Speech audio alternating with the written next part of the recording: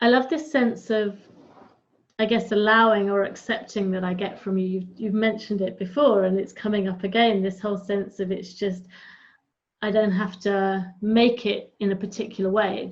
I'm just going to let it be how it is. And I think that sounds incredibly powerful.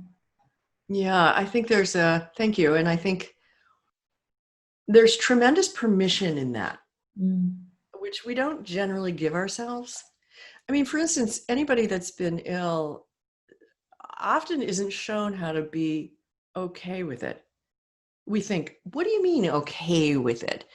You know, I hate my pain. Or the doctor screwed me up, or they're patronizing me, or they're, dismissing me. So what do you mean be okay? Well, let's be okay in your own heart. And also when people are telling us this is wrong, this is right, you can do this, you can't, or you can't do this, we have to say, who says? Who says? Because there's so many stories like mine. So many people have really interesting, bizarre, unusual stories. We need to hear these stories because they give us hope. And so we don't know how things are going to look necessarily. And if we think we know, that's the operative word, think. We really have no idea. For ourselves, isn't it? Exactly. We're creating that box and disempowering ourselves through doing That's exactly right. So thinking outside noticing what your own box is, we usually have many, is probably, it sounds like bad news in the beginning, but it's excellent news. Because when we see how we're being held back by our beliefs, then this is where we need some help, like, well, how do I loosen the grip of that? How do I break it down? How do I blow it down? How do I paint it away, whatever it is, but to really experiment, because that's where the freedom is. It is, absolutely, because the key is if we can't see the box, if we're not aware of it, if that's just how life is, we're never going to be able to make a change. We can't get rid of it. We're just too stuck in it. Yeah. And everybody has their own experience, so we can't say this is going to feel good, this is going to be like this. I learned that the hard way through taking many yoga classes, where people would say, oh, well, this pose is going to make you happier, and this pose is going to heal your heart. And I was like, are you freaking kidding me? No, that's not true. That's not helpful. To name somebody else's experiences, that's not helpful. We don't know. So let's perhaps it's a good moment just to talk about the yoga, and we'll come back to the practice in a moment, because I'm curious now you've raised that kind of experience around yoga. You said you did it for a long time. You found it helpful in some ways, but not in others. But tell me a bit more about how you see these kinds of practices and maybe the world of that fitting into your way of thinking about embodiment. Well, one of the reasons I was able to do so many retreats is because I did it in exchange. And so at one point, after I gotten to know Ajahn Amaro a little bit, I said, I see people sitting with a lot of discomfort in their body, and their posture is really not so great. What would you think if I offered just a few stretches that might help people to sit better, so that they're not just focused on the discomfort of the body, but that they can really dive in, to the mind and the heart? And he said, sure, why not? And so we were the first people to bring any kind of movement on a silent retreat at Spirit Rock Meditation Center and at Insight Meditation Society in Massachusetts and California. And I have to say that it wasn't, it was different. Let's say that. Here's and seriously, I don't take myself that seriously, because here's the white blonde with the monk coming in to do some movement. I was calling it movement back then. I wasn't even calling it yoga. Yeah. And we eventually morphed it into mindful movement or meditation in motion. But some of the,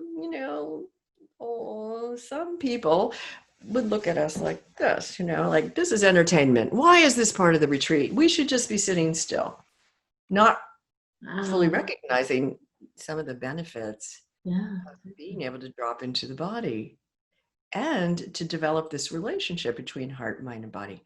So that's how I started teaching on retreats, because I was practicing on retreat, and it completely changed my yoga practice. I would take a pose and I would stay in it for 20, 30 minutes. Now, not a really difficult pose, because when you're doing a really challenging pose, there's a lot of work involved in that, right? But if you stay in a pose that's relatively easy, like a restorative even, you can stay in it for a long time, and then you can investigate, because the poses open up parts of the body that you may not have accessed just sitting still. And it gives you an excuse or a reason to go in this little room or down in that little pocket, and you investigate it in with your kind awareness, with your attention. And so that's what I was experimenting with, and that's how I taught it. And that's, really radically changed how I practiced yoga and thought about it. But also there was a time I was teaching one of my Tibetan teachers yoga, and he had never done yoga before. So this was quite interesting. And we'd go into a room, and it was just him and I would teach him some things. And he said, at one point after a few years, he would always ask me, do you have any questions for me? And I'd say, no, Rinpoche, this time's for you. But one time he said, no, let's go sit down. I want to ask you about how you healed. So he asked me to describe what I did and how it felt. And he said, can you do it now? And I closed my eyes and I did it. I was moving energy. Again, please don't judge me. But I was moving some energy in my body. And he said, oh, I know what you mean. This is great. He goes, that's bliss. Oh, like, wow. Bliss? He said, yes, that's just mind. You have to teach that. I said, well, I'm not sure I'm ready to teach this. So he encouraged me over the years. But the other thing that he did was he pulled up his sleeve. And he would always tease me, because I'd say, breathe into your kidneys, breathe into your liver. And he'd say, Jill says, breathe into your kidneys. He actually ended up teaching that kind of thing after. But anyway. Combat, yes. He said, let me show you. I know exactly about moving, energy.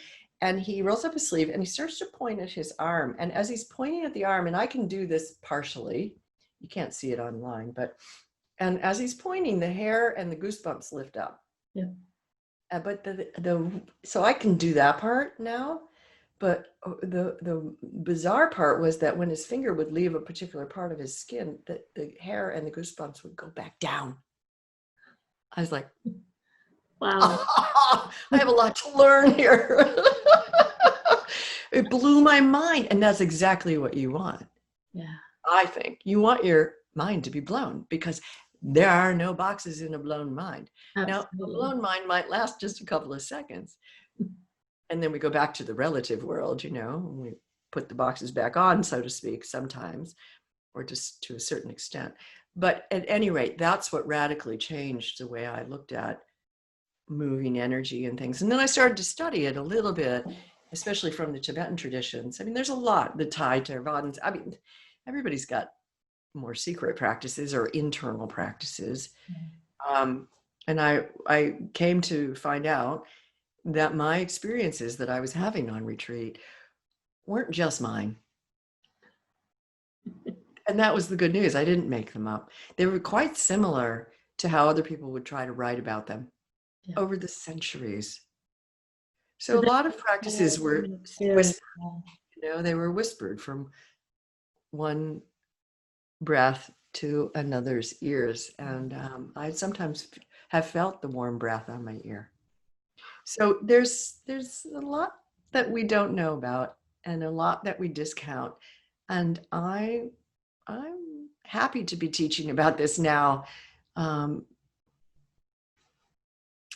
because why not? I think it's helpful. I think it's really helpful. Absolutely. And I love this idea of coming into a pose and sitting with it. It's almost really getting into kind of something to do with the psychology behind it. So it's like, when I'm in this pose, what is happening? What's happening to my brain, my thinking, what's happening to my body? What do I suddenly become aware of that I wasn't aware of previously? What am I noticing? That's right.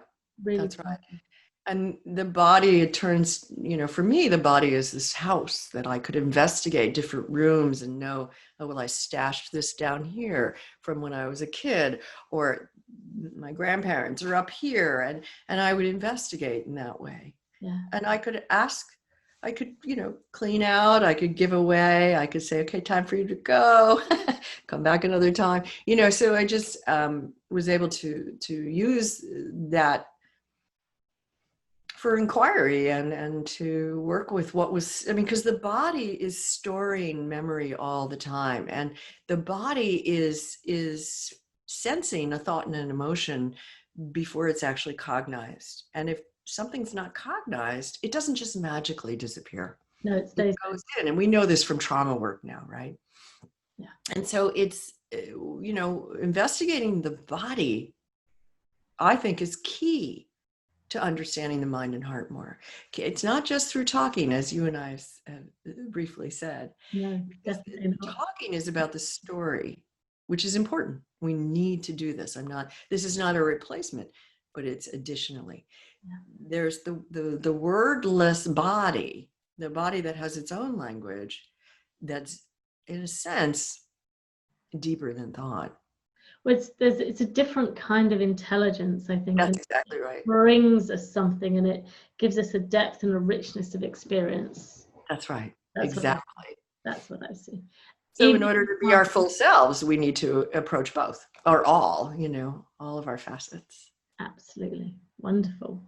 So we're kind of coming towards the end of our time, actually. It's gone incredibly quickly. I don't quite know where that time went. I really enjoyed that. But I wanted to ask you, I guess, a couple of things. Firstly, if people want to find out more about what you're doing and if there's, where's the best place for them to find you online? I have a website. It's jillsatterfield.org. It's not .com, it's .org. I couldn't get my name, so org is fine. I like to expand. So everything I do is posted on there, and I do a lot of writing. That's most of it is up there, and I try to get around but not be overbearing. So best place is to find me there. Perfect. And do you have any last thoughts, anything else you'd like to share with us, anything for the future, anything else you'd like to share just before we wind things up, Jill? We are never truly alone. There is always support if we seek it, and that the heart, mind, and body have potential that we haven't realized or recognized yet. So we need each other to continue to create this huge wave of direct experience, so that we can really shift and change the way we are with ourselves and each other in the world. Thank you, Alison. Thanks for inviting me. Thank you. That's been an absolute pleasure. I've really loved our chat, and actually could probably keep talking to you for the rest of the evening. Well, we'll have to sign in another time. Thank you very much. It was just great. Thank you. Okay, take good care.